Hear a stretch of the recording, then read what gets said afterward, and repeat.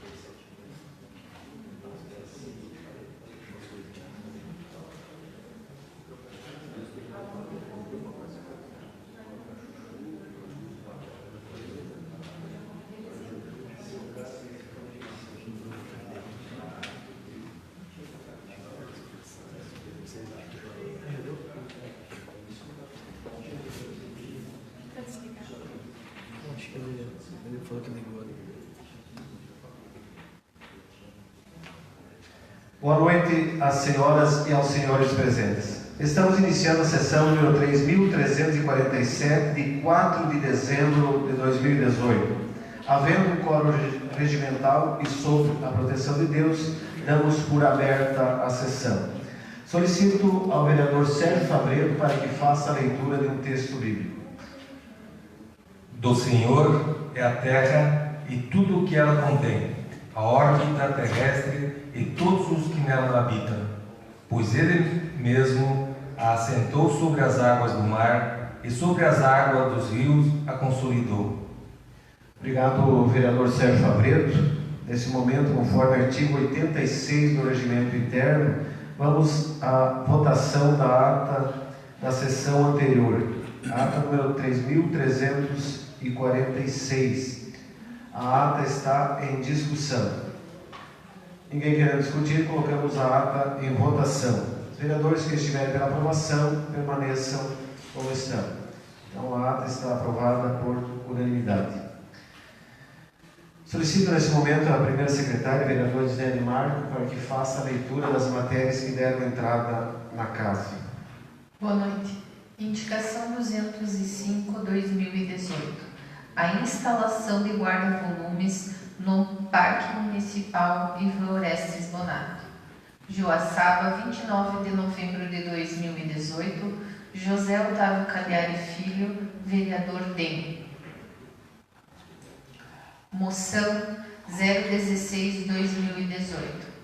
O vereador abaixo subscrito, no uso de suas prerrogativas regimentais, nos termos do artigo 123 do Regimento Interno, requer que, após ser ouvido o plenário desta Casa, encaminhe-se a seguinte moção.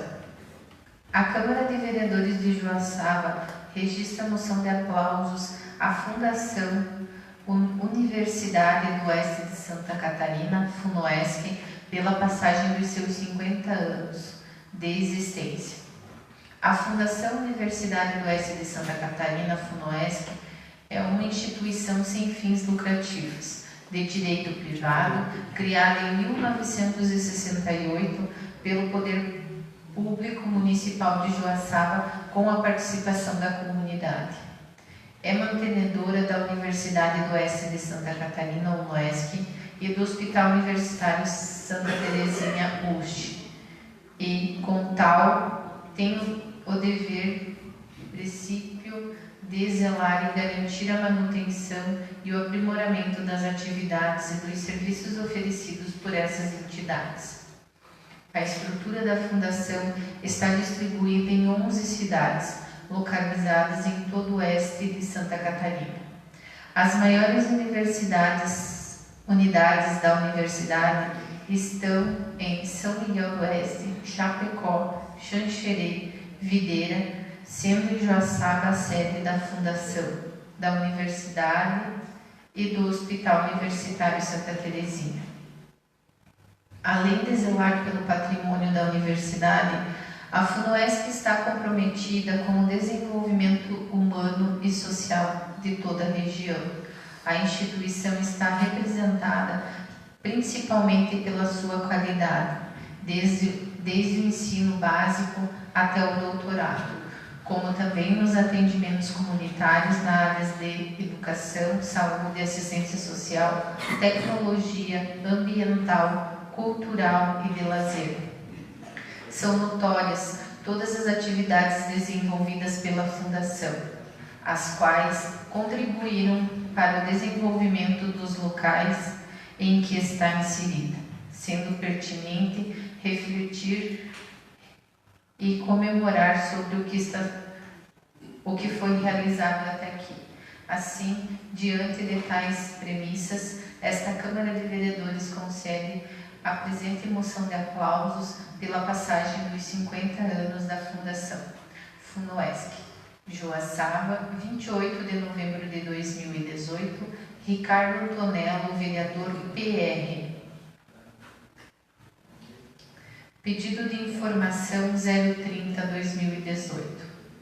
Com relação aos serviços oferecidos na Unidade Básica de Saúde do distrito de Nova Petrópolis, questiona-se: quais são os serviços prestados e o horário de funcionamento da unidade? Quais são os cargos públicos, a quantidade e o horário de atuação de cada profissional no local? Joaçaba, 3 de dezembro de 2018, José Otávio Cagliari Filho, vereador de... Seria isso, senhor presidente, devolvo a palavra.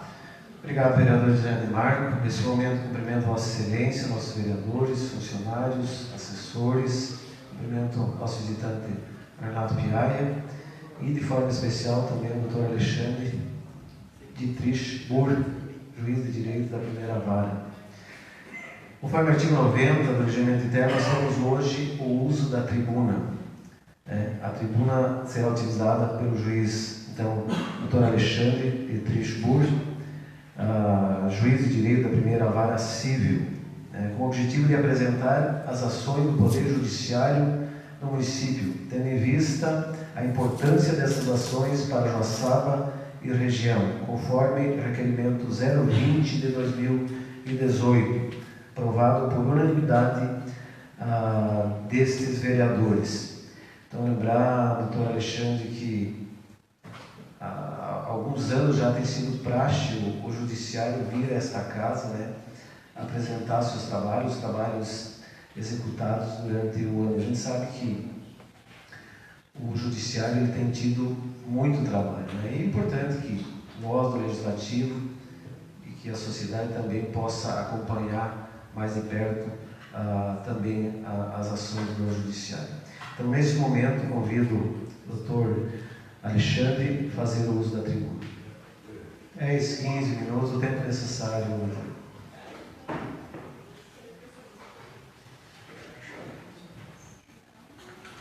Então, boa tarde a todos, início de boa noite. Gostaria de cumprimentar o presidente Armando Pastor, em seu nome, gostaria de cumprimentar todos os excelentíssimos vereadores e demais funcionários da casa. Inicialmente, agradecer o convite anual, que é uma grande alegria a gente poder estar aqui e bater um papo, com representantes da comunidade a respeito dos nossos trabalhos, alguma coisa, a respeito dos nossos trabalhos no Fórum do Poder Judiciário, que tem como sede aqui a cidade de Joaçaba. O ano passa tão rápido, que se a gente não começa a criar alguns costumes como esse de retornar sempre aqui em dezembro, acaba passando o ano, virando o ano e acaba não se fazendo algumas coisas que se deve fazer. Então, esse ano, não sei se para mim ou para todos, mas teve uma velocidade impressionante. Parece que a Copa do Mundo foi há uns 5 anos atrás, e foi nesse ano. Então, e outros movimentos, a própria eleição que fez também a gente viver intensamente outras discussões, Então, tudo isso faz com que a vida passe muito rápido. E é importante, nesses momentos, a gente se apegar um pouco ao presente, ao aqui e agora, e se aprofundar nele, para não ficarmos só no passado ou só no futuro. E o nosso fórum, houveram algumas definições que anteriormente estavam em aberto. Então, por exemplo, a questão da comarca de Erval do Oeste com a questão do fórum. Então, essa questão ficou definida de que, efetivamente, o Tribunal de Justiça vai construir um prédio lá e com uma perspectiva bastante adiantada de criação de uma segunda vara. Então, aquelas ideias de, quem sabe, trazer a comarca de Erval do Oeste para Joaçaba, unificar as varas, enfim, umas ideias que circularam aqui na cidade e também no Tribunal de Justiça, então elas foram abandonadas. Então, Erval continua a comarca, vão construir um prédio lá e vão tentar instalar uma segunda vara. No primeiro momento, eles vão tentar alugar uma sala, porque a construção do prédio vai levar uns 2 a 3 anos. Então, eu sei que eles estão procurando, não sei se já definiram, me parece que já definiram. Então, esse local vai ter que passar por uma pequena reforma e depois então eles fazem a mudança. Então nós aqui em Joaçaba não receberemos essa gama de processos, e era um receio de nós juízes aqui de Joaçaba, porque nós temos aqui uma das melhores comarcas do estado, e realmente vindo os processos da comarca de Erval com apenas um juiz, porque não iria ser abertas novas varas, né? Ia então comprometer a comarca de Joaçaba. Então, por isso nós, juízes de Joaçaba, éramos contra, né, essa ideia que surgiu, exatamente porque é a nossa obrigação defender os interesses da comarca de Joaçaba. Então isso não aconteceu, nós ficamos aqui bastante felizes. O nosso prédio ainda passa por uma pequena reforma.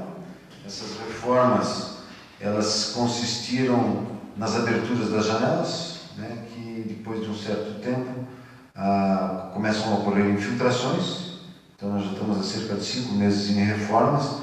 Nós estamos tirando as esquadrias, né, pintando, recolocando os produtos impermeabilizantes e recolocando a mesma esquadria. Mas isso em todo o prédio é comprido. E quando se faz isso, é obrigado ao pessoal daquela sala se movimentar para outra sala, porque dá muita sujeira. Então vivemos aí, vocês mesmo, um pouco de transtornos, mas estamos terminando essa reforma. Então estamos felizes com isso também, porque conviver com vazamento de água realmente não é adequado, tem produtos eletrônicos, enfim, e não é muito bom. Eu, como juiz da infância e juventude, posso dizer que continuamos muito satisfeitos com o nosso CASEP, né? O ano passado já havíamos elogiado nossas atividades lá, e esse ano repete-se, né? Continuamos com uma excelente prestação de serviço aos adolescentes, temos um máximo de vagas, 12 vagas para adolescentes com internamento provisório, ou seja, aqueles que, se fossem maiores, seria prisão preventiva. Então, aqueles que respondem o processo internados. Depois que eles são condenados, eles têm que ir para uma outra instituição que nós não temos em Joaçaba. Aí eles são transferidos. Então, são só adolescentes internados provisoriamente pelo prazo máximo de 45 dias. Então, em 45 dias, eu termino um processo, por exemplo, de homicídio, se for cometido por um adolescente, de tráfico de droga, qualquer processo contra o adolescente, se ele estiver internado, eu tenho que terminar em 45 dias. Então são processos realmente rápidos. Os adolescentes são punidos de forma mais rápida e eficiente que os adultos. Então eu aproveito para dizer isso porque a gente ouve muitas críticas ao ECA, mas o ECA tem muitas e muitas qualidades. Uma delas é essa, é a agilidade com que o adolescente é processado e condenado. É muito rápido. A ineficiência dele, evidentemente, são as sanções, que são muito grandes para alguns crimes graves, né? Então, existe a proposta de diminuir a menoridade penal, né? Parece que vai avançar com o novo governo, e com argumentos bastante fortes, né? Não é possível a gente fechar os olhos a esses argumentos. Adolescentes de 16, 17 anos cometendo atos infracionais violentos, estupro, tráfico de drogas, homicídios, latrocínios, e não uma vez, já 2 ou 3 vezes, e com pena máxima de 3 anos, podendo sair até em 6 meses. Né? Então, realmente, esse argumento é forte. Por outro lado, eu, como juiz da infância e juventude, o que eu testemunho? Eu faço uma visita mensal aos meus adolescentes. Todo mês eu vou lá, faço uma visita, converso com todos, individualmente, enfim. E você... quando eu estou conversando com eles, eu não pergunto qual é o ato infracional deles. Nem todos os adolescentes, o processo é comigo, porque vem de várias cidades. Mas antes de entrar na sala, eu já sei quais são os atos infracionais. Então são 12 adolescentes, 3 tráficos, 3 homicídios, não sei quantos estupros, é só coisa grave. E aí você entra na sala, você vê assim 12 adolescentes que você nem imagina que fizeram aquilo. Aí você conversa com eles, o nível de timidez, o nível de infantilidade emocional, porque o nível educacional é baixo, né? As famílias não têm a estrutura emocional, familiar, que é como tem as nossas, então o nível de maturidade deles com um guri de 16 anos é menor do que um filho meu de 16, um filho de vocês. Então, quando você convive com eles, e aí eu converso com todos eles, enfim, então eu já tenho uma conversa pedagógica preparada com eles, então você realmente não consegue ligar eles ao ato infracional que eles fizeram. E aí você percebe, quem tem essa experiência como eu, você percebe que simplesmente diminuir a menoridade penal significa em que o guri de 16 anos vai para o presídio, preso com pessoas de todas as idades. Isso é bom? Não. Então, simplesmente diminuir a menoridade penal, na minha opinião, não é a melhor alternativa. Qual é a causa de tudo isso? Eles precisam ter uma sanção mais grave para os crimes graves. Então, a minha ideia é alternativa. Manter eles na estrutura do ECA, ou seja, não diminuir a menoridade penal, mas, para determinados atos infracionais, a pena é a mesma do Código Penal. Pronto. Está resolvido. Eu não diminuo a menoridade penal, eu não jogo eles nos presídios, eles continuam em estabelecimentos como os meus, mas cumprem uma pena maior. Então, essa é a minha sugestão, a minha proposta para essa questão que vai entrar em debate no ano que vem, com certeza, né? E se fala em simplesmente diminuir a menoridade penal. Então, eu sou contra com essa proposta alternativa. O problema é as penas muito leves, então vamos aumentar as penas. Mas deixamos eles tutelados pelo ECA. Essa que é a minha... Então, essa seria assim, um relatório do CASEP, né? Parabenizando a excelente equipe que nós temos lá. Temos duas psicólogas, assistente social, pedagoga, professora. Nós temos assistência religiosa, de religiões diferentes, que vem uma vez por semana.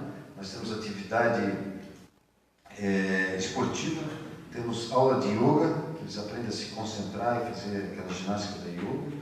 Temos um dia de cinema em que eles assistem um filme educativo e depois existe uma conversa, um debate sobre o filme. Existem atividades manuais de artesanato e existem atividades de leitura. Temos uma biblioteca lá com livros. Tem adolescentes que em 45 dias quase leem 30 livros. Né? Tudo livros escolhidos também. Então, uma experiência fantástica. Então, um trabalho muito bom. No presídio, que é, vamos dizer assim, o corregedor-geral do nosso presídio é o Dr. Márcio Bragalha. Do ano passado, em que ele fez um pequeno relatório falando das pequenas reformas, da compra de equipamentos, de câmeras de filmagem, enfim. De lá para cá, isso tudo foi mantido. O grande problema atual, segundo me relatou o Dr. Márcio, é o excesso de presos.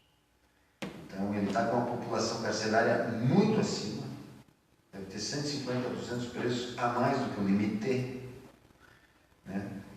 Então, são presos já condenados. Ele não podia ter presos condenados. Preso condenado tem que estar na penitenciária. Aqui não é penitenciária, é presídio.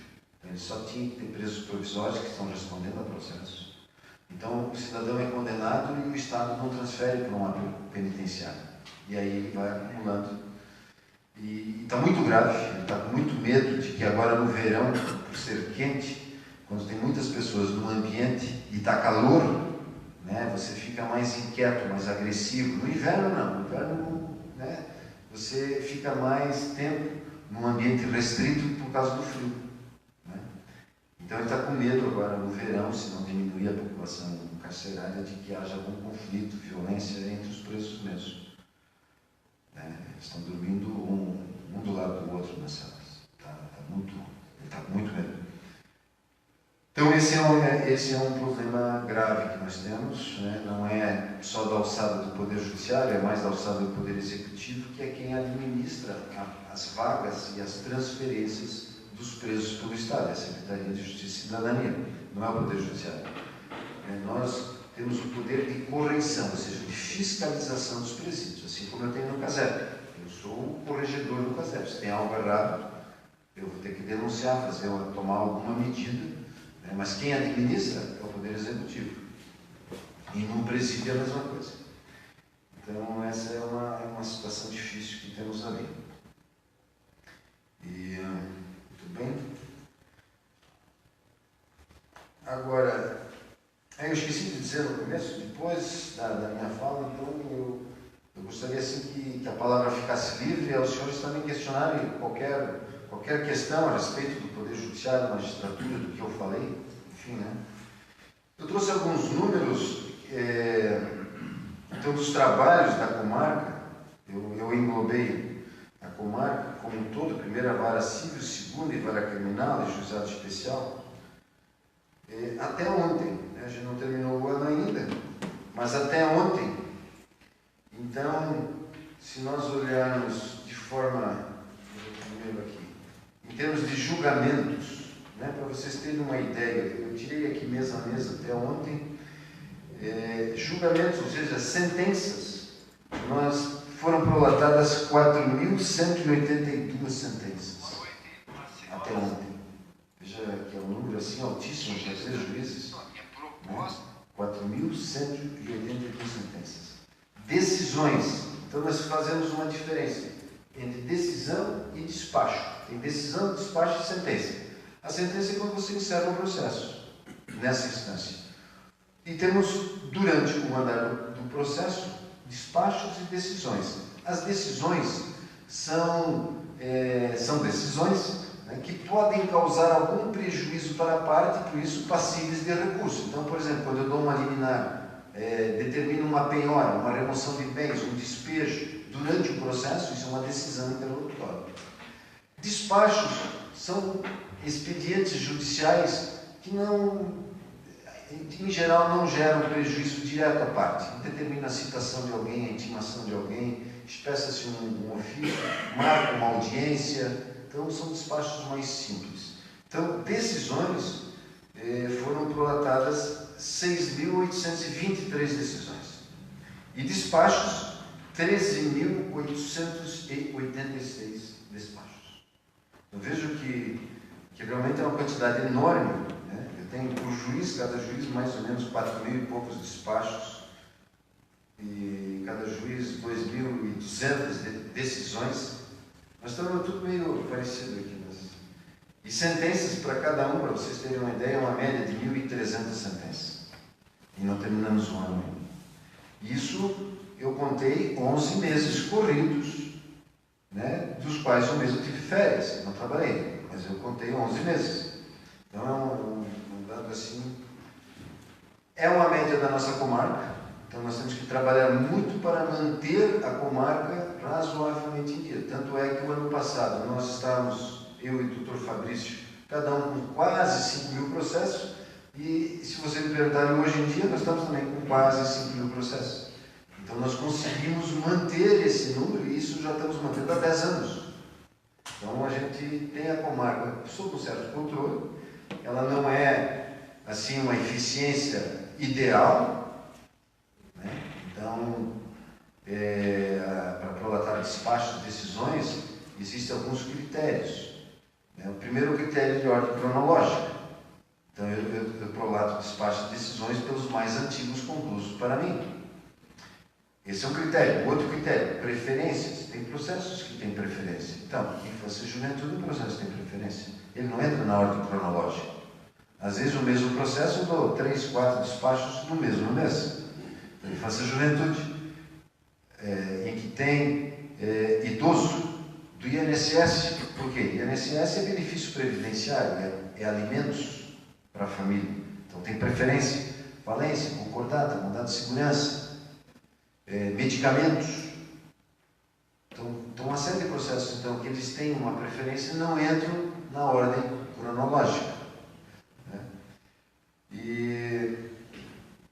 Então, a gente tem que ter essa administração do gabinete, né? E, evidentemente, os processos que não têm nenhuma preferência, eles acabam entrando numa fila e esperando um pouco mais tempo para as nossas decisões e despachos. Né?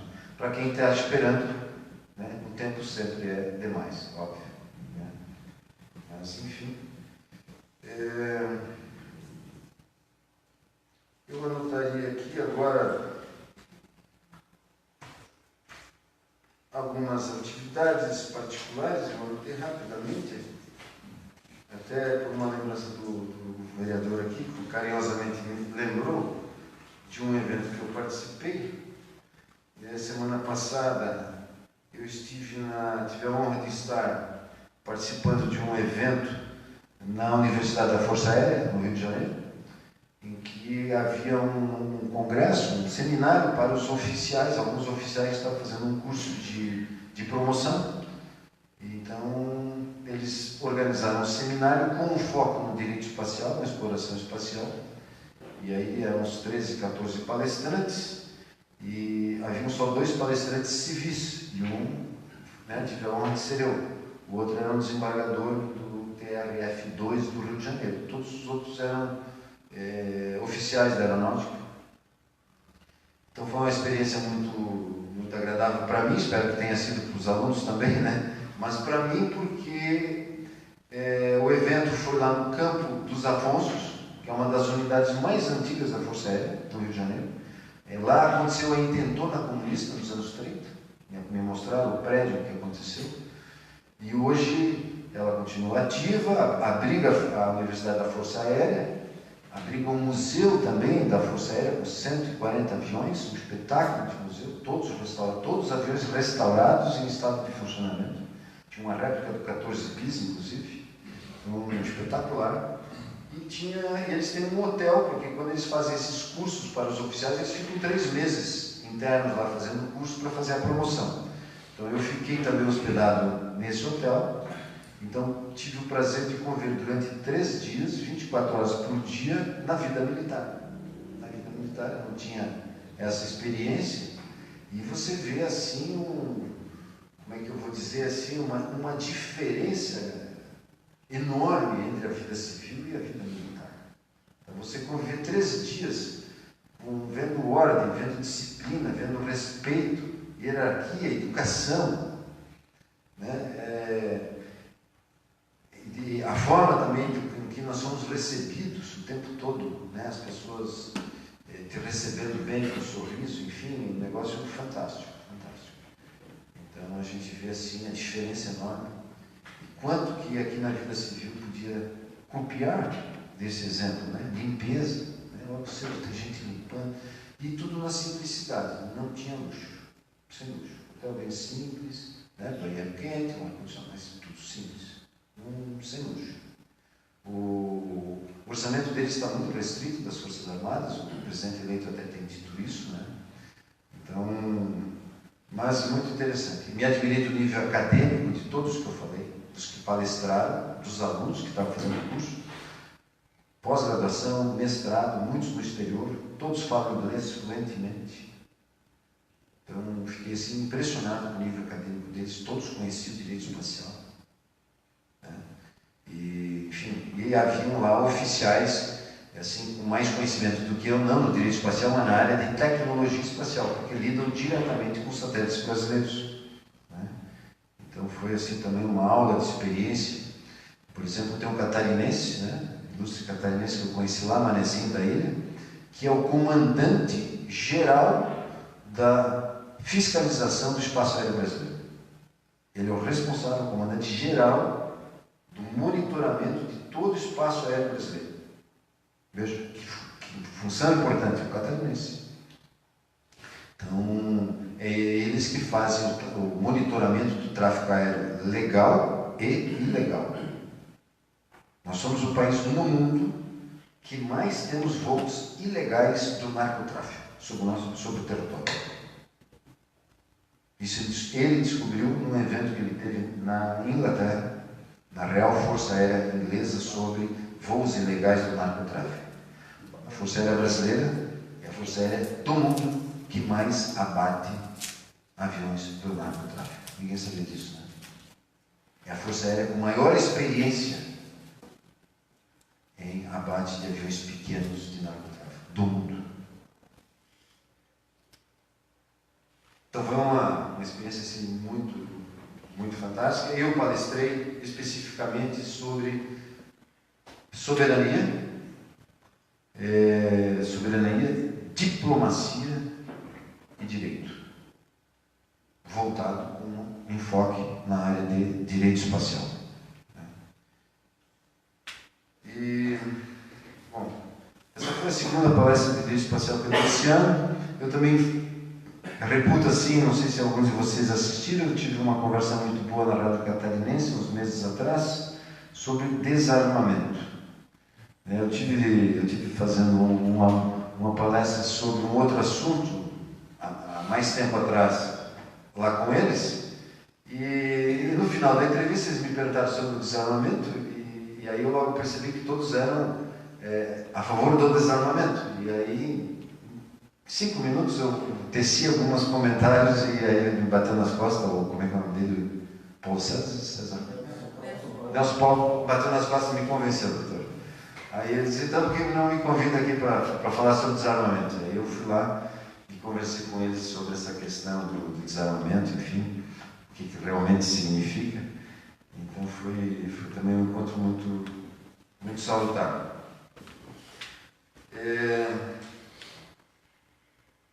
Tive também conversando com o pessoal da Câmara Júnior, já por 2 oportunidades. Eu sou parceiro deles em umas atividades que eles fazem com as escolas municipais, né? Eles convidam palestrantes de vários assuntos para conversar com os alunos das escolas municipais, e eu carinhosamente fui convidado já 2 vezes para palestrar, e dessa vez nós fizemos lá no fórum,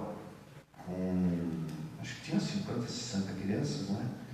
Foram 2 escolas e foi assim fantástico, a gurizada de 12, 13 anos, mas assim, na hora das perguntas eu falei sobre o Poder Judiciário, um pouco sobre a minha história, e enfim, aí eles foram conversando, mas as perguntas giraram desde desarmamento, pena de morte, assédio, o que é isso? Foi um negócio assim impressionante, o nível já de ligação, de acompanhamento daquelas, né, adolescentes, 12, 13 anos, são adolescentes, né, sobre os assuntos. Então foi muito interessante. E por 2 vezes eu proferi palestra para alguns associados da Câmara Júnior. São uns temas que eu gosto muito. O primeiro tema que eu falei sobre eles foi sobre algo chamado tetralógica. É uma filosofia de 4 lemas. Nós normalmente vivemos sobre uma filosofia de 2 lemas, que é a lógica dualista. Eu gosto, não gosto, é feio, é bonito, estou contente, estou feliz. E essa tetralógica é uma filosofia indiana que supera essa lógica dualista para uma lógica de 4 lemas. Então, é muito interessante. E essa vez agora eu aprofundei esse assunto falando sobre a não localidade da mente. A nossa mente tem uma capacidade, uma característica que chama-se cientificamente de não localidade. A nossa mente é não local. Ela está temporariamente no nosso corpo, mas ela não é do nosso corpo. Um exemplo. Quem já não sonhou um dia de noite com alguém, daqui 2, 3 dias te encontra ela na rua. Uma pessoa que fazia tempo que tu não encontrava, tu sonhou, por que tu sonhou com ela? Tu encontra ela na rua daqui 1 ou 2 dias. Né? Então, quem não teve algum sonho premonitório já? A maioria das pessoas tiveram. O que aconteceu? Você estava dormindo, tua mente, que estava ali naquele espaço-tempo do teu sono, ela foi para 2 dias na frente, viu a pessoa e voltou para o espaço-tempo do teu sono naquela noite. O que ela fez? Ela viajou no espaço, ela saiu de onde estava e foi para onde viu a pessoa, e viajou no tempo, foi para o futuro e voltou para o passado. Essa capacidade da nossa mente chama-se mente não local, não localidade da nossa mente. Isso foi estudado cientificamente de forma profunda nos anos 60 e 70, na época da Guerra Fria. Os Estados Unidos trabalhava, a Rússia também fez isso, com pessoas que tinham essa capacidade natural. Essas pessoas se concentravam e localizavam os arsenais atômicos da Rússia a milhares de distância e desenhavam o que viam. Anos mais tarde, com a tecnologia de satélite, batendo fotos dos mesmos locais e conferindo com os desenhos de 20 anos antes, eles viram que o que os caras viram exatamente estava lá. Interessante, né? Então, esse ano eu profiro uma palestra sobre esse tema interessantíssimo. É uma capacidade que todos nós temos. E interessante, os cientistas descobriram que as pessoas que têm essa capacidade natural mais ativa, né, às vezes descobriram ao longo das pesquisas que todos do laboratório tinham uma capacidade de adquirir essa capacidade, de ver remotamente. Todos, ou seja, todos nós temos. Fantástico. Fantástico. Muito bem. Eu acho que seria isso para compartilhar com seus vereadores, caros amigos, né? E estou aberto para algum questionamento ou até algum assunto que eu tenha me esquecido. Desculpe se me alonguei demais, mas também a forma cordial e querida que você recebe a gente faz a gente se empolgar e se entusiasmar um pouco. Muito obrigado. Obrigado, doutor Alexandre. Então, a partir desse momento, a gente abre espaço também para que nossos vereadores eles possam interagir e participar. Com a palavra, o vereador Diego Barros. Senhor presidente e demais senhores vereadores, eu gostaria de apenas falar um pouco mais. Me interessou a parte que o doutor Alexandre relata sobre a redução da maioridade penal, sob a luz do ECA. Tive o prazer de servir ao Conselho Tutelar entre 2009 e 2012, e o que nós vemos hoje é um debate bastante empírico que domina a internet, onde todo mundo se sente um pouco juiz, né? E disserta na internet da melhor forma que sabe. Eu acho que esse debate ele carece de um pouco mais de teoria para que a gente possa avançar. Concordo plenamente com o Dr. Alexandre. Acredito que a redução pura e simples da maioridade penal não é a solução, porque em grandes centros o tráfico recruta jovens de 16, vai passar a recrutar jovens de 14 e por aí vai. As nossas penitenciárias eu não vejo como um modelo de restabelecimento do cidadão para a sociedade. Na maioria há casos e casos, mas de forma bastante geral o nosso sistema penitenciário ele não reforma o cidadão para que retorne à sociedade. Você jogar um adolescente, aqui eu não quero defender, né, porque as pessoas já dizem que a gente passa a defender, leva para casa e todo aquele discurso, a mesmice de sempre. Só quero relatar que, infelizmente, o sistema penitenciário nosso, ele não está preparado para pegar um adolescente de 16 anos e devolver um cidadão melhor para a sociedade. Ao contrário, esse adolescente ele vai se tornar membro de uma facção em cidades maiores e se tornar muito pior, inclusive.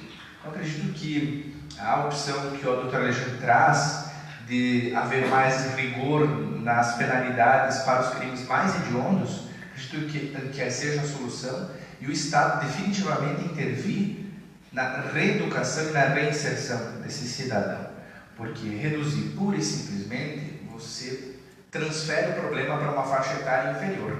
E por aí vai. Daqui uns dias, daqui uns anos, nós vamos estar com a maioridade penal em 12 anos e o crime organizado recrutando crianças de 10 anos, porque é assim que funciona. Então, acredito que o debate do Dr. Alexandre precisa passar por um debate inteligente, bastante teoria, e a gente fugir um pouco dessa questão mais empírica que ele domina. E as pessoas estão com o costume hoje em dia de ir para a internet, ir para os debates e falar o que pensam, sem um debate mais aprofundado. Então isso cria às vezes uma sensação na sociedade de impunidade, cria uma sensação de que as coisas não acontecem, de que a justiça não é séria e de que as coisas não funcionam e que há uma rede de proteção demasiada sobre este adolescente infrator, o que não é verdade. Como o Dr. Alexandre disse, o ECA para crimes hediondos ele é sério, muito mais do que a justiça pro adulto. Então a gente precisa, só quero fazer essa observação mesmo, porque acho que é extremamente importante a gente aprofundar esse debate de forma inteligente. Seria isso, senhor presidente. Obrigado, vereador Diego. Ainda em discussão, com a palavra o vereador Ricardo Antonello. Obrigado, senhor presidente.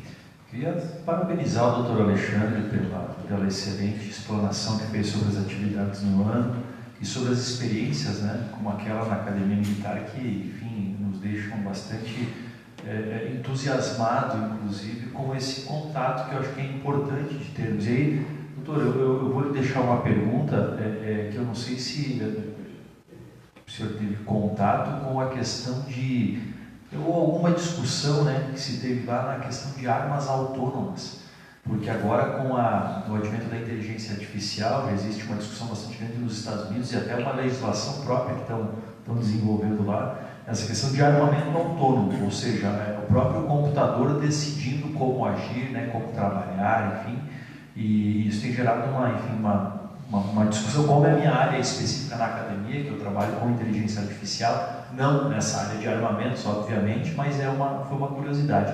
E só para complementar sobre a questão da maioridade penal, eu até rapidamente aqui procurei um pensamento que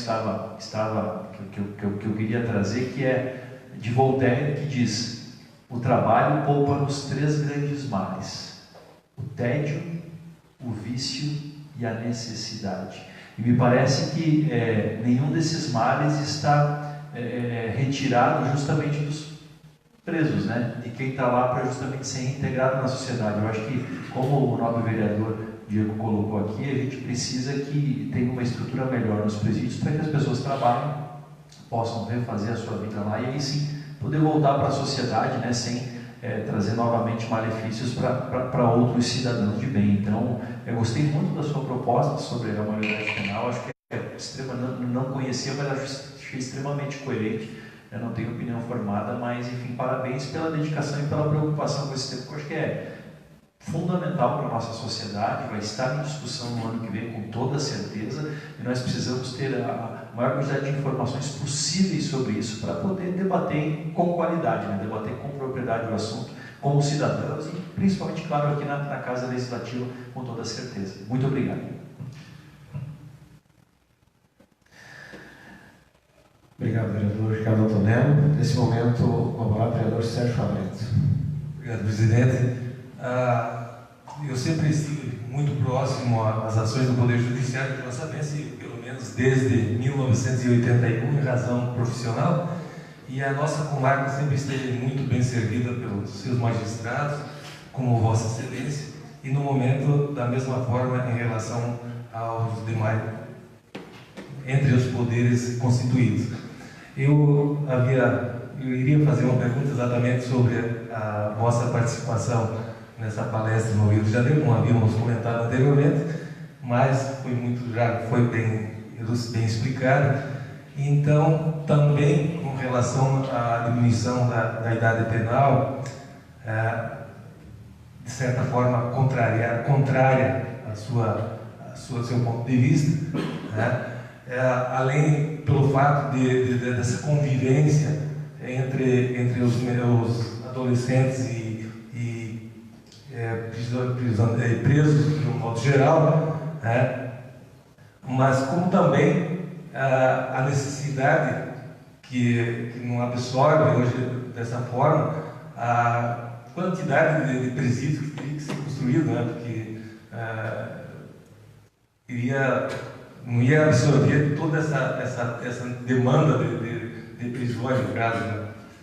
Então seria só isso. Mas muito obrigado, só merece elogio.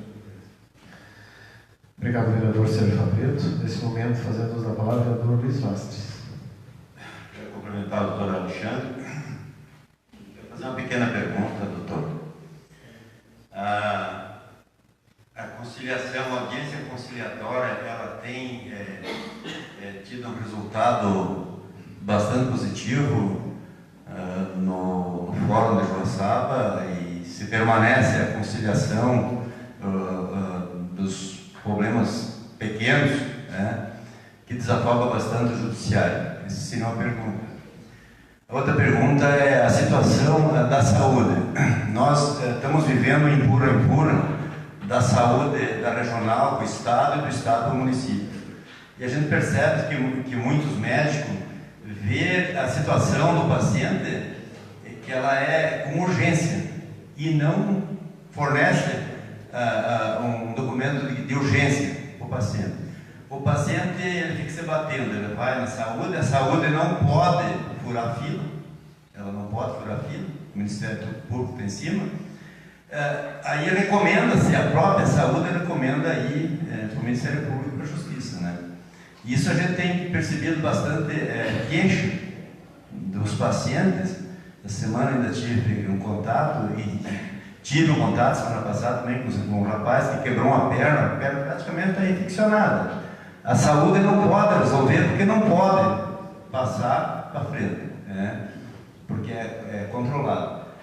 Tem muitas reclamações, tem muitas pessoas que vai no fórum pedir esse auxílio e o judiciário tem dado essa atenção especial e tem decidido através da justiça, aí a saúde pode, sem dúvida nenhuma, resolver o problema, mas precisa sim uma autorização da saúde. Tem ocorrido bastante isso aí, doutor?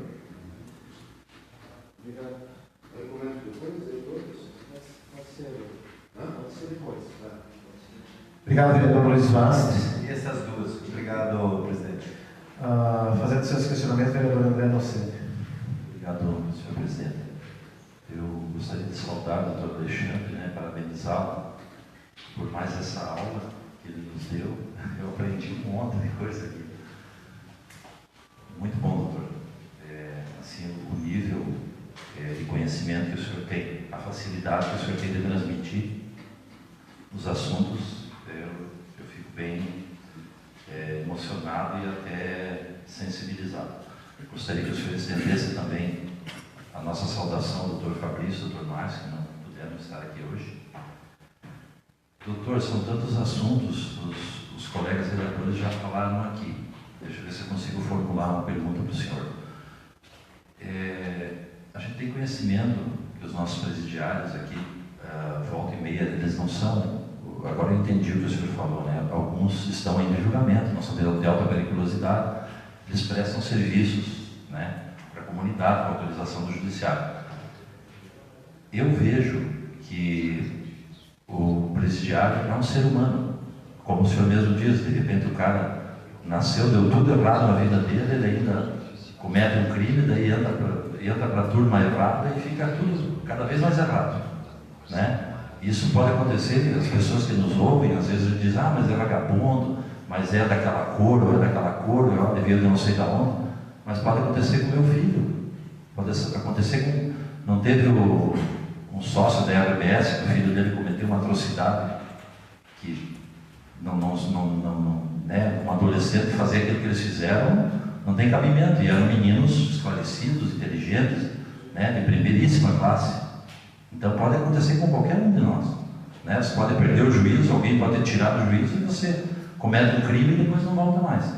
Então todo mundo tem que ter a chance de se reabilitar. E o nosso sistema prisional, eu vejo que, eu queria que o senhor falasse sobre isso. Se existe uma saída, se existe uma forma de reeducá-los e dar trabalho para eles. Mas lógico, tem que ter um investimento grande em penitenciárias, que poderiam ser. Aí eu gostaria que o senhor falasse sobre isso, sobre uma prisão ideal, digamos assim, né, que pudesse ressocializar realmente, se não 100%, mas 50%, 30%, né, 70% talvez, de alguma maneira. Eu imagino que haja saída, né, só nós não temos talvez a vontade, talvez nem os recursos por parte do Executivo hoje. E até onde o judiciário pode entrar nisso, né, nesse novo debate, né, doutor? Que está se falando da maioridade penal. Eu também achei fantástica a sua ideia. Eu não tinha pensado nisso. Né? É uma solução muito boa. Mas o senhor vai ser ouvido, essa ideia do senhor vai chegar lá. Né? É o Congresso Nacional que vai fazer isso.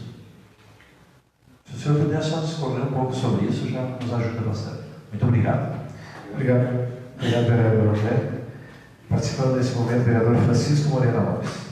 Quero saudar o doutor Alexandre, né, parabenizá-lo por mais uma vez estar presente na Casa Legislativa, dando os devidos esclarecimentos à população dos trabalhos do Judiciário, que é uma parte importantíssima da nossa sociedade. A sociedade fica acompanhando, fica sabendo dos processos, enfim, de todas as atividades que o Judiciário tem, que muitas vezes a sociedade não sabe e existe uma cobrança às vezes até injusta, né? Então, nada mais correto, nada mais justo, né? E a Casa Legislativa estará sempre com as portas abertas para que nós possamos levar essa sintonia com a sociedade, né?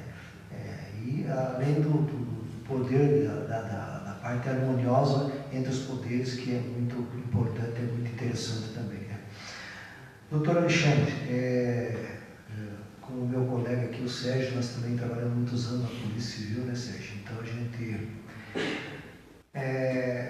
a leitura que a gente aprendeu e acompanhou, não sei se o Sérgio comunga dessa mesma ideia, mas houve uma inversão de valores muito rápida no mundo. Então, antigamente a gente raramente ouvia dizer que o pai matou o filho fez uma maldade com o pai e com a mãe. E hoje, infelizmente, isso está todos os dias. Você abre as redes sociais, nos grandes centros principalmente, é um problema seríssimo, né? Somado a isso, a droga, né?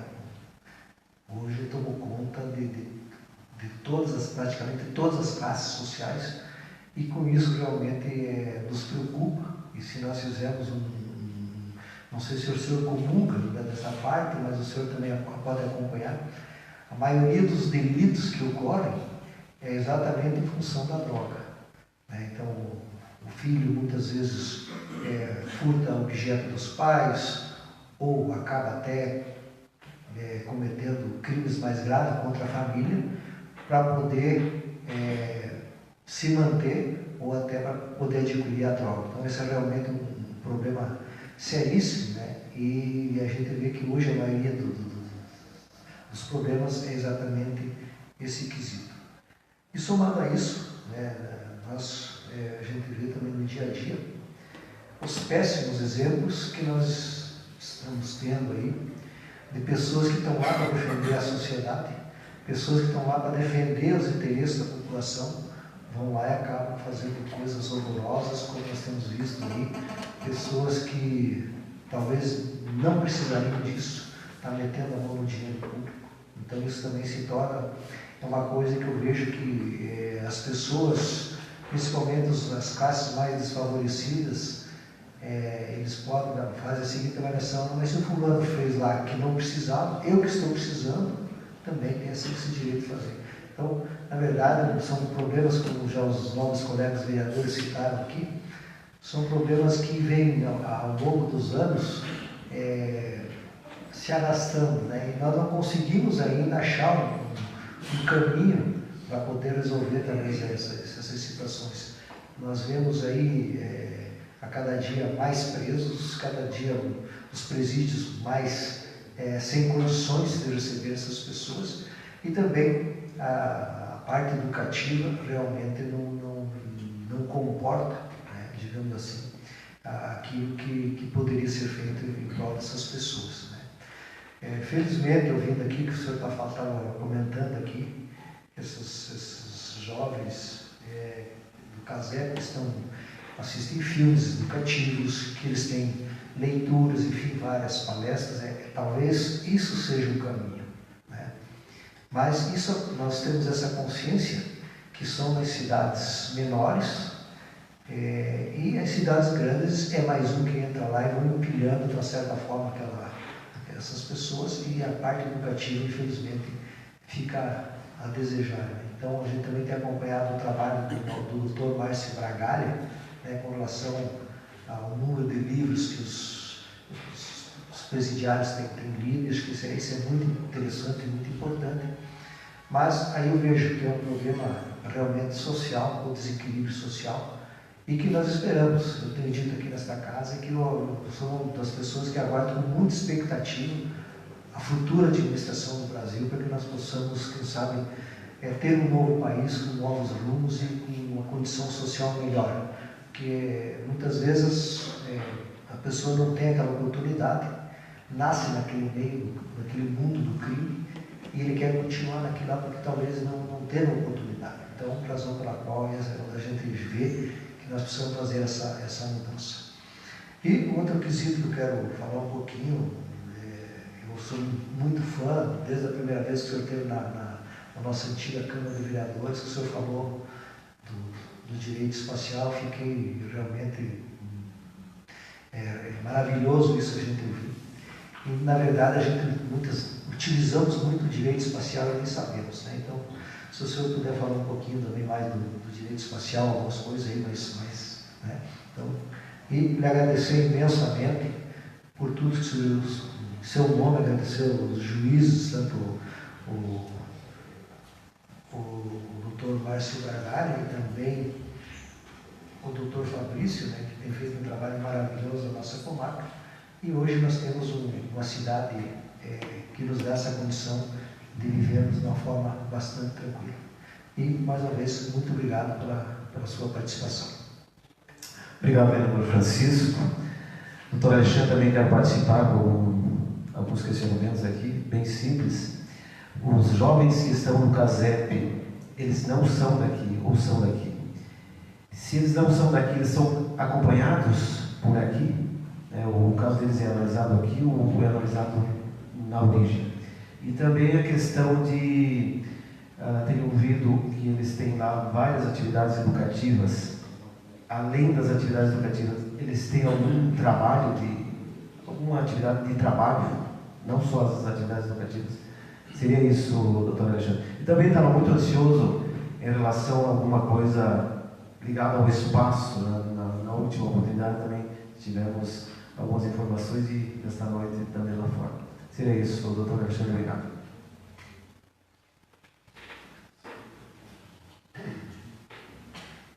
Vou tentar aqui abordar por temas, mas inicio com a questão da arma autônoma. Então, lá o tema não era esse, né? Então não foi debatido, mas com certeza oficiais das nossas Forças Armadas estão acompanhando essas questões mais recentes, né? A inteligência artificial é um tema de debate em vários níveis, né? Debates principalmente em termos éticos e morais, né? Porque é uma questão que nós vamos enfrentar no futuro e muito nos lembra do filme Exterminador do Futuro, né? Será que nós vamos chegar naquela situação, né? Do filme Eu, Robô, que o Isaac Asimov já pensava, né? Décadas e décadas antes de hoje, né?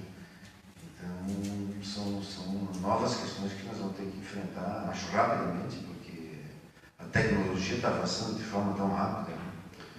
Então, os nossos carros estão virando autônomos, né? Então, tudo vai virar autônomo. Então, realmente vai ser um momento muito interessante, muito difícil, eu acho, decisões difíceis, né? Interesses financeiros envolvidos, porque essas indústrias da inteligência artificial vão ser indústrias que vão faturar milhares e milhares de dólares. Então tem questões financeiras envolvidas, e quando questões financeiras estão envolvidas, tudo fica mais difícil, né? Infelizmente tem pessoas que são movidas pelo poder do dinheiro, né? E não pelo que é melhor para a humanidade, enfim. Mas no nosso evento lá não. Eu vou seguindo aqui na ordem porque algumas questões se repetiram, né? Logo depois que o Ricardo falou, foi falado sobre trabalho, presos, né? E agora foi falado sobre também o trabalho dos adolescentes. Os nossos presos que estão em penitenciária a trabalho, quando eles estão no regime semiaberto. No regime aberto, eles trabalham normalmente, só voltam para dormir na cadeia. No semiaberto, eles trabalham em algum local com convênio com a penitenciária, e aí eles fazem alguma espécie de trabalho. Então, e os presos que estão em regime fechado, eles não têm autorização de trabalhar externamente. Eles podem, às vezes, trabalhar internamente no próprio presídio. Biblioteca, cozinha, enfim, vários setores, né?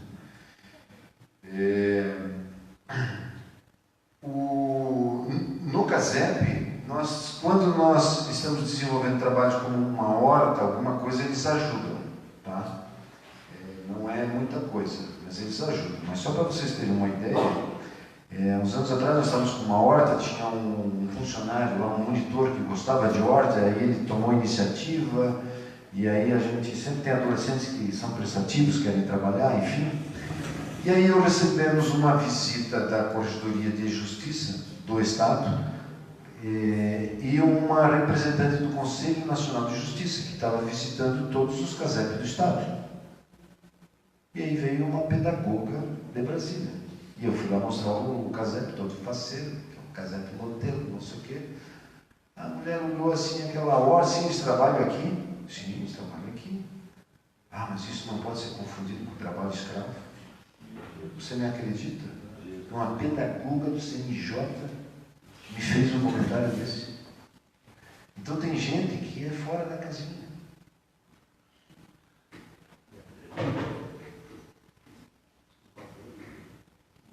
Para vocês terem uma ideia, vou me alongar um pouco, posso?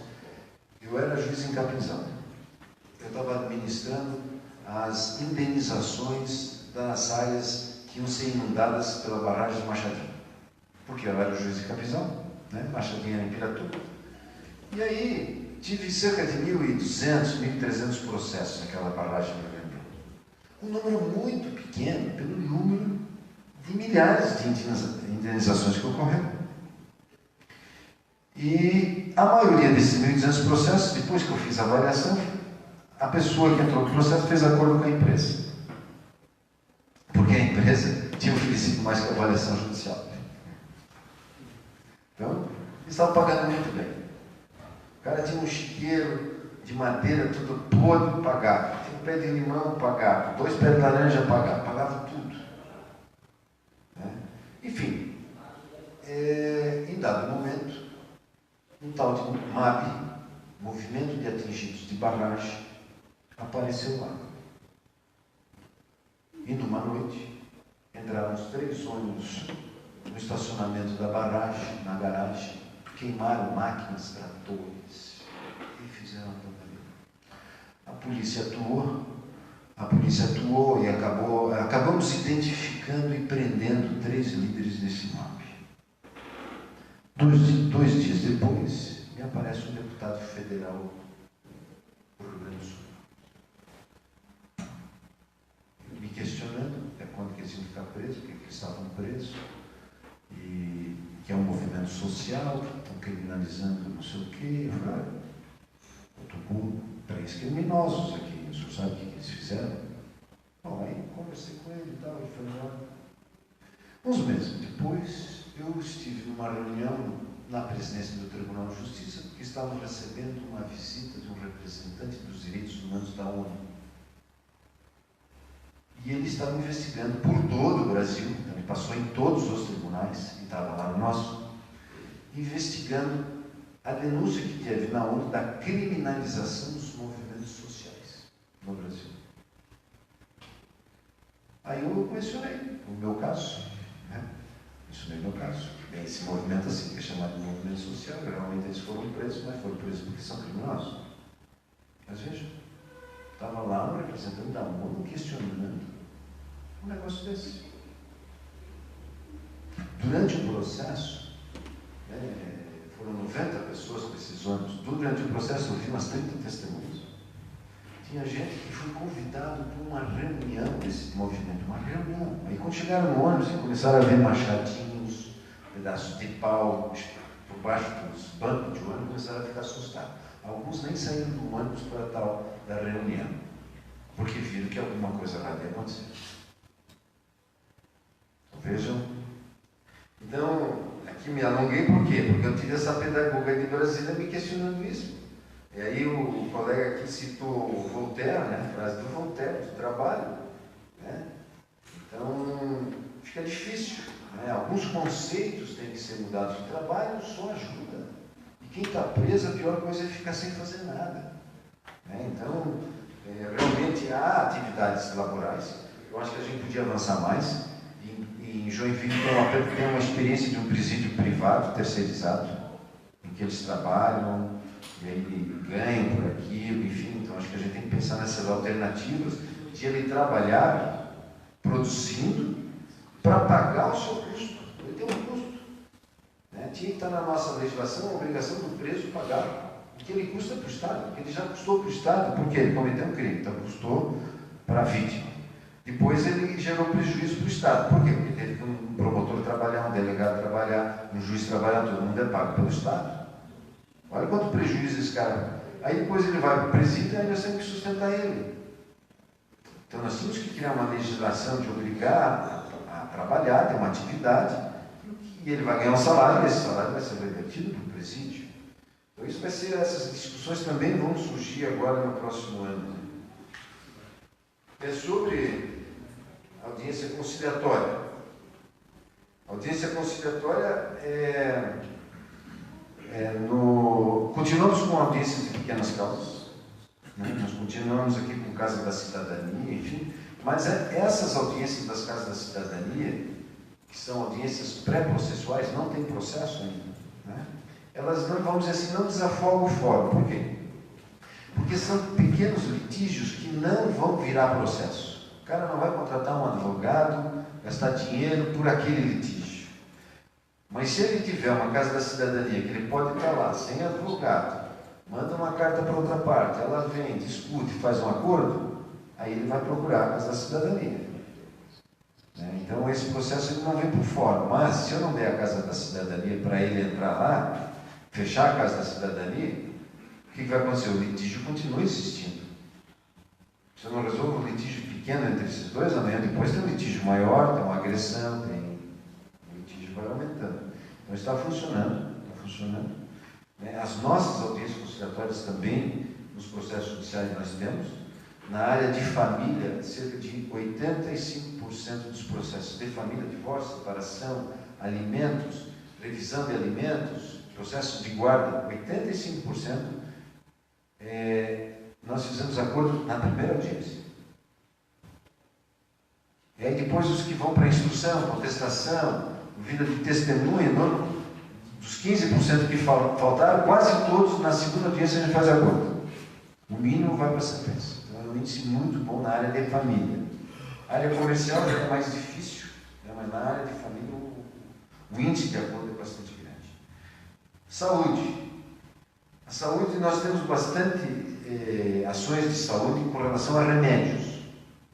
Então são remédios que não são autorizados o SUS a providenciar, né? E aí às vezes esses remédios não padronizados, eles são essenciais para aquele tratamento. Aí a pessoa com um laudo de um médico dizendo que precisa ser aquele, que não serve aquele do SUS e tal, ele entra com o processo. Então, e aí normalmente a gente consegue eliminar. E há uma discussão muito grande, porque isso seria uma intromissão do Poder Judiciário ao Poder Executivo, quando ambos são independentes, e eu estou interferindo na política de saúde, quando eu obrigo o Estado a fazer determinado serviço antes da hora que ele acha que tem que fazer. Então existe essa discussão de intromissão, de desequilíbrio dos poderes, né? E a minha visão é um pouco diferente, porque eu não fui buscar esse processo para fazer o desequilíbrio do Poder Executivo. O cidadão veio até mim. Esse é o primeiro ponto. E se o cidadão veio para o Judiciário, veio para mim, com uma petição, eu não posso me esquivar. O cara entra com uma petição, dizendo que precisa daquele remédio, que aquele remédio é essencial, que ele corre risco de vida. Eu vou dar uma decisão dizendo que trata-se de política pública, que é de competência do Poder Executivo, e pelo princípio constitucional da independência dos poderes, eu arquivo um processo. Vou dormir e o cara morre. Eu vou fazer isso? Não. Não vou fazer isso. Eu vou dar a liminar, custe o que custar o remédio, e vou dormir tranquilo. O Judiciário interfere no orçamento. Claro, imagina. Eu mando o Estado pagar, nem sei se tem previsão orçamentária. É uma violência de um poder ao outro, é uma violência. Mas eu vou dormir tranquilo, eu vou dar a liminar. Sendo violência, não, eu não vou dormir. Eu vou dormir tranquilo. Eu já tenho experiência suficiente para saber que não tem preço o meu sono. Eu não vou deixar de dar uma liminar dessa, jamais. Jamais. Então a questão de saúde, para mim, pessoalmente, é bastante clara, né? Para a jurisprudência. Enfim, estão fazendo tudo para não se dar mais essas liminares, porque realmente interfere no orçamento do Estado. Mas eu, como juiz aqui de Joaçaba, aqui numa cidadezinha, eu não vou deixar a pessoa correr o risco de morrer, porque eu não tenho liminar. Porque se ela morrer, o o processo vai ser contra mim, né? O processo vai ser contra mim. Então eu resolvo dessa forma. Né? Assim, não tem aumentado muito, né? Há um equilíbrio, o Estado também tem se organizado mais, enfim, há uma evolução nessa área de remédios. Existe a questão que foi comentada às vezes de tratamentos, cirurgias. Então, eu não tive processo ainda de um indivíduo pedindo para pular a fila de cirurgias, mas eu já tive processos ingressados pelo Ministério Público, obrigando o SUS a fazer as cirurgias que estão lá 90, 120 dias na fila. Então, já tivemos o processo que terminou antes da minha sentença, houve um acordo daí entre o Ministério Público e a Secretaria de Saúde, né? Então, normalmente é uma boa vontade de ambos os lados de resolver. Mas havia uma fila muito grande de cirurgias ortopédicas não eletivas. Só que o cara não é uma cirurgia urgente, mas se ele fica 6 meses sem fazer, ela passa a ser urgente. Né? Então é uma questão delicada.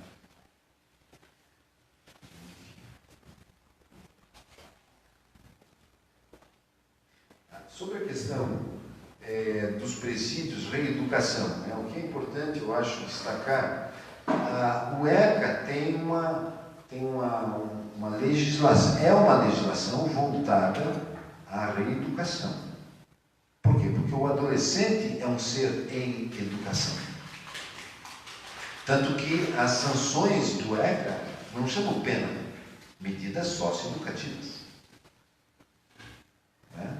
Pode ser até a mesma do Código Penal, mas não vai chamar de pena, vai chamar de medidas socioeducativas. Então tem um cunho educativo. No Código Penal, ou seja, para os maiores de idade, o presídio não tem a finalidade de reeducação. Primeira, a finalidade é tirar da sociedade. Você não está em condições de ficar na sociedade, porque tu não sabe se comportar, tu está fazendo coisa errada. Tira por um tempo. Então, ele que sozinho, internamente, com a família, com as visitas, que vai pensar, eu quero voltar a viver em sociedade. Bom, então eu tenho que mudar de atitude. Depois de tantos tempo preso, ele volta. Se fizer de novo, ele vai voltar por mais tempo, é reincidente. Mas a pessoa é que tem que avaliar. Eu fiz um troço errado, peguei uma pena dessa, estou aqui preso, perdi a liberdade, vou mudar de vida. Ele tem que fazer isso. Não é obrigação do sistema prisional reeducar, não, é tirar da sociedade, castigo. Põe a criança de castigo ali no quarto, 5 minutinhos, depois volta. Mais ou menos assim. Né? Então, um plus seria, nós temos um sistema penitenciário ideal, mas isso não é obrigação desse sistema. O que é pior no Brasil é o seguinte: o cara entrou no presídio porque é um criminoso, cometeu um crime. Ele entra no presídio e ele vira vítima. Porque o sistema prisional transforma o criminoso numa vítima. Porque nós tratamos mal ele. Ele é um criminoso, ele tem que ser tratado com dignidade. Dignidade da pessoa humana. O princípio constitucional não diz que é só para os homens que não cometeram crime que a dignidade da pessoa humana tem que ser preservada. Não. É um direito fundamental de todos, inclusive dos presos. Só que nós não damos isso, nós tiramos a dignidade deles quando jogamos no sistema penitenciário, salvo raras exceções. E aí nós transformamos um criminoso numa vítima. E aí ele começa a falar, a reclamar, e com razão. E aí inverteu tudo. Por quê? Porque o cara que está lá, que é o criminoso, virou uma vítima do Estado. Então nós fizemos tudo errado. Tudo errado, infelizmente. Então nós teríamos que ter prisões adequadas em que eles vão viver ali com dignidade, mas preso. Aí nós fizemos outra coisa errada, né? O cara recebeu 10 anos, com 3 ele está saindo. Não, 10 é 10, fica 10, mas num ambiente saudável, mas fica preso. Isso já é educação, né? É exemplo. Que é que países do primeiro mundo fazem. Então nós fizemos no sistema penitenciário tudo errado. Tudo errado.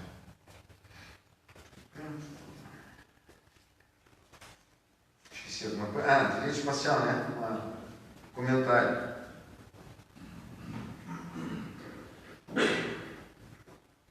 Só antes disso, questão das drogas, vocês comentaram. A questão das drogas é um negócio sério. E aqui é uma casa de debate, né? E é importante que eu faça esse comentário, porque eu estou observando algumas coisas já há algum tempo. Por exemplo, Nós temos um rigor excessivo ao fumante. Hoje é proibido fumar em tudo que é lugar. E, ao mesmo tempo, nós queremos legalizar a maconha. Todo mundo quer isso. O que está por trás disso? Proibir o cigarro e legalizar a maconha. Essa é a grande discussão. O que está por trás? Então, há um jogo político de interesse financeiro muito grande por trás disso. Indústria farmacêutica, que é a que vai lucrar com a liberação da maconha, né? Deixar nossos jovens meio idiotas, isso é de interesse, né? Quem tem interesse em dominar populações, em dominar, enfim, vamos deixar eles bem estúpidos, porque gente inteligente é mais difícil de dominar. Então tem muita gente já falando, escrevendo mais ou menos isso que eu estou falando aqui com os senhores, mas eu acho que a gente tem que se alertar. Ah, maconha é fraquinha, não sei o quê, sim, mas é maconha, depois o crack vai liberando. É muito esquisito isso. É uma campanha massiva contra o cigarro, mas tem, ao mesmo tempo, os mesmos que fazem a campanha contra o cigarro estão pedindo a liberação da maconha. Eu acho esquisito. Bom, do direito espacial, o que eu diria para vocês? Isso foi tema da minha palestra, porque eu falei de diplomacia, né, direito e soberania dos países.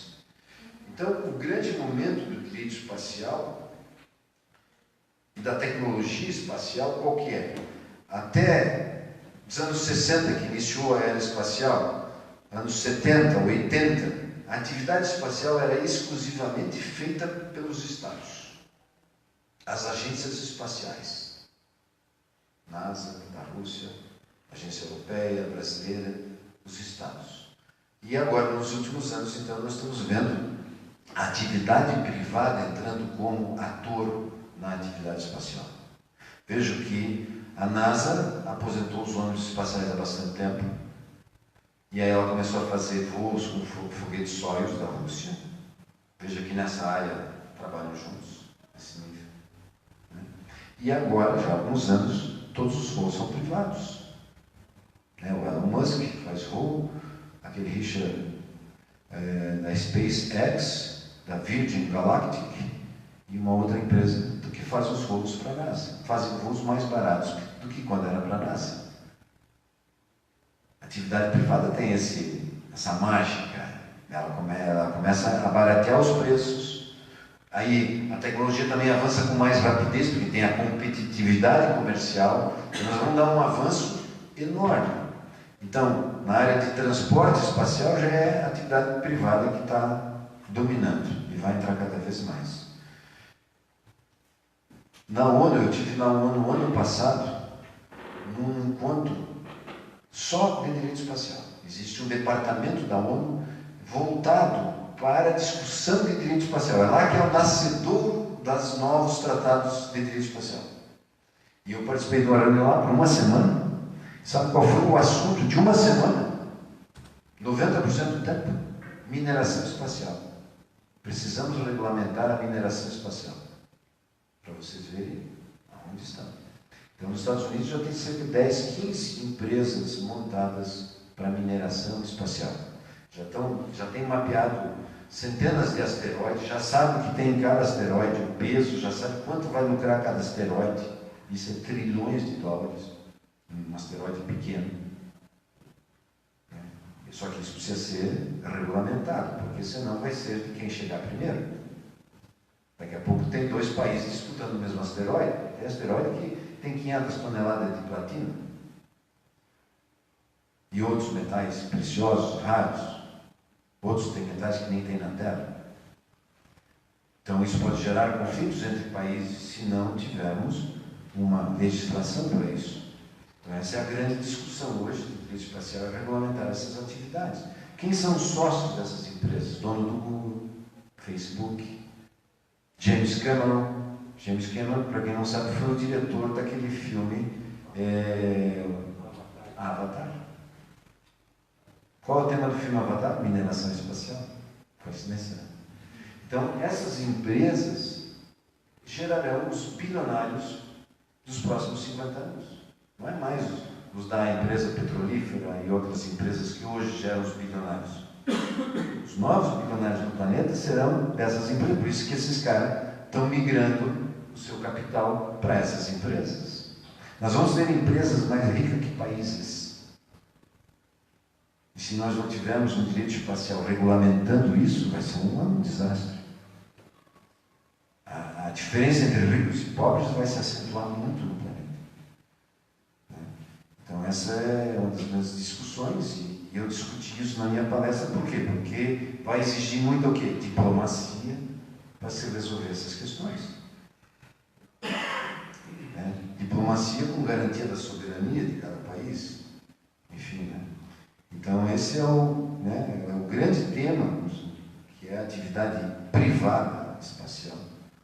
E isso está acontecendo já. Na Lua, nós vamos ter, nas próximas décadas, com certeza, a gente minerando na Lua. Foi confirmada a existência de água potável na Lua. Na Lua. E água vai ser um dos grandes problemas dos próximos séculos. Então, nós provavelmente teremos grandes estações espaciais na Lua e em Marte, porque em Marte também tem bastante água. O interesse em Marte é por causa da água. Então, senhores, e isso com certeza tudo vai ser bem mais rápido do que a gente imagina. Eu estive olhando um museu de carros,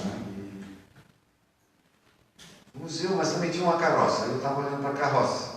Bom, carroça se usava até 1850, 1870, se usava a carroça. A carroça foi usada por mais de 2.000 anos, ou 3.000 anos foi usada a carroça. O mesmo veículo. Veja o que nós fizemos em 200 anos. Os nossos carros hoje comparam com a carroça. Isso foi em 200 anos. A carroça foi usada, acho que 3.000 anos nós usamos a carroça. 2.000 e poucos anos. Então vejam a velocidade das nossas transformações e imaginem daqui para frente. Vai ser um negócio assim incalculável. E todos nós temos que acompanhar. A gente se bate um pouco com o celular mais moderno, o computador mais moderno, imagina tudo isso mais moderno. Mas enfim, eu fico também à disposição para aprofundar qualquer outro tema e outras oportunidades. Seria uma grande alegria, um grande prazer. Obrigado. Obrigado, doutor Alexandre. Obrigado pelas explanações, pelas informações, muitas delas bem pertinentes, tanto ao judiciário, também a nível de curiosidade, de informação. E lembrar que ela tem sido muito produtiva, não só para nós do Legislativo, mas também para as pessoas que assistem e acompanham através do rádio. Doutor Alexandre, a gente já vai encerrar nossos trabalhos. Vossa Excelência tem mais um minutinho, se tem ainda alguma consideração, podemos encerrar. Senhores vereadores, imprensa, servidores desta Casa Legislativa, na noite de hoje, a Câmara de Vereadores de Joaçaba cedeu o espaço da tribuna ao juiz Dr. Alexandre Dietrich Burt, que atua nesta comarca e município de Joaçaba. Sendo assim, cabe tecer palavras sobre o Poder Judiciário e os deveres do magistrado em nossa sociedade. O julgamento dos atos alheios é das mais difíceis e pesadas tarefas humanas. Nele se jogam a transcendência dos fins morais, a força imanente do cotidiano. O juiz não é mero aplicador das leis, tal como são redigidas. Não é um ser inanimado e insensível às demandas da sociedade. É oráculo que sacia as necessidades, cabendo-lhe a interpretação para fim precípuo de conceder o direito a que pede, conforme seu saber e sua consciência em todas as decisões que toma. Cabe ao Judiciário pronunciar-se nas questões de direito. Cabe ainda a missão soberana de interpretar o que diz a Constituição do Brasil, dar efetiva celeridade à tutela às leis para que proporcione o sentimento de igualdade entre os jurisdicionados. Seu objetivo primeiro é a vigorosa e indelével guarda da Constituição, bem como assegurar a igualdade e a efetividade de direitos, virtude indispensável à soberania democrática do povo.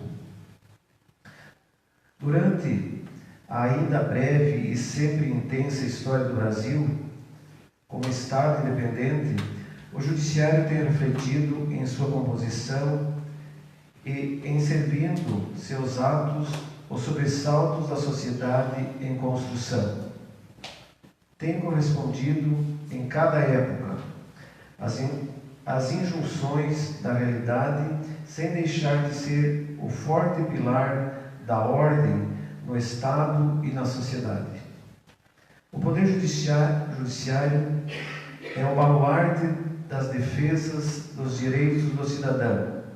É a pátria em forma da lei aplicada. Como a nação brasileira, a diversidade faz-se unidade para tornar efetivo o princípio constitucional do pluralismo democrático. Assim sendo, encerro agradecendo em nome da Câmara de Vereadores e dos munícipes de Joaçaba a atuação do representante, Dr. Alexandre, beligerantes e implacáveis na defesa sublime dos direitos e dos valores éticos das mais altaneiras justiça. Então, obrigado, Dr. Alexandre, a você, estenda da mesma forma ao Dr. Fabrício, ao Dr. Márcio, e elogios também a todo o Judiciário de Joaçaba pelos trabalhos. E dizer, Dr. Alexandre, também de que já tem sido constante, né, e de que também no próximo ano, e assim que necessário, o Legislativo está de portas abertas. Obrigado, Dr. Alexandre. Então, desta forma, encaminho o encerramento. Convoco os senhores vereadores para a próxima sessão ordinária, amanhã, 5 de dezembro, 17h15. Também convoco os senhores vereadores e convido a sociedade em geral para a sessão solene de entrega do título de cidadão benemérito ao reverendíssimo Dom Mário Marques, bispo da Diocesana de Joaçaba, na data de amanhã, às 18h. Agradeço a presença de todos e, em nome de Deus, declaro encerrada a presente sessão. Boa noite a todos.